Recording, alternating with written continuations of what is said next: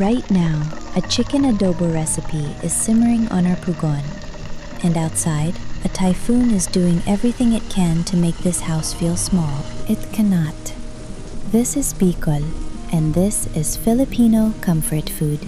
Sunrise had not arrived yet when I woke up, but the pawid roof was already going. That soft, layered drumming that nipa hut carries when the rain finds it. Deep and steady and familiar. Concrete walls hold us in on every side, warm and solid.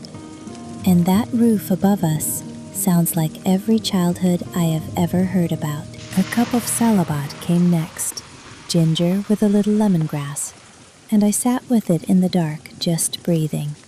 Because one warm cup at the start of a cold gray morning is enough to shift everything inside you. Pagasa had raised signal number 2 over Bicol Region by then, and Marco had already checked the pugon and the palayok the night before.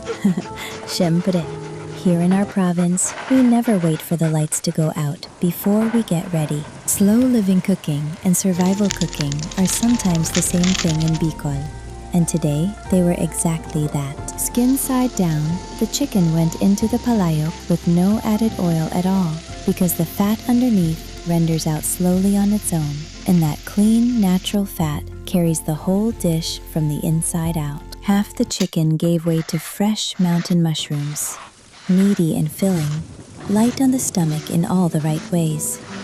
And that's when the rest came in together.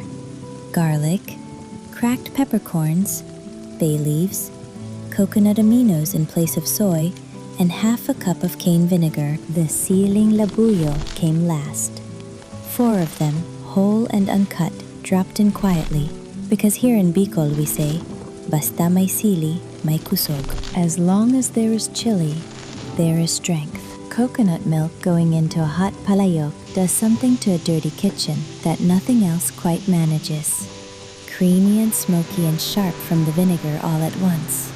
The sili pulling everything into a slow living warmth that fills the whole room. A handful of fresh malunggay leaves went in at the very end, just wilted, not cooked all the way down, and they kept their brightness that way, giving the whole dish a clean green finish that you can actually feel in the body. Marco came in from the yard with rainwater still running through his hair, and his words were simple. Uy, amoy na. He had smelled it from outside.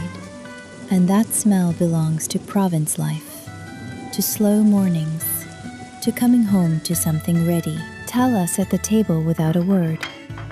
Kai finally pulled himself away from the window, and Milo, icy Milo, surfaced from his blankets the moment the word kain left my mouth. All 5 of us ate together while the typhoon kept at it outside. And the siling labuyo had done exactly what it promised. A deep, slow warmth spreading outward from the chest, pushing the damp and the chill somewhere else entirely. The mushrooms had soaked up the coconut sauce the way only mushrooms can, and the malunggay leaves held bright against the golden oil all the way to the last bowl. Our lolas cooked this Filipino comfort food every time a storm rolled in, and the reason it still works is that it was never just a recipe. Tara, kain na tayo. We are okay. We are together. That was always the whole point. Before I go, tell me in the comments what your family cooks when the rain comes down heavy. Arroz caldo, tinola, something your lola kept secret. I genuinely love knowing. And if this slow, cozy life we keep in our province feels like a place you want to return to, please subscribe. This channel is a warm light I keep on for you every time the weather turns. May the desires of your heart come true. Ingat kayo palagi.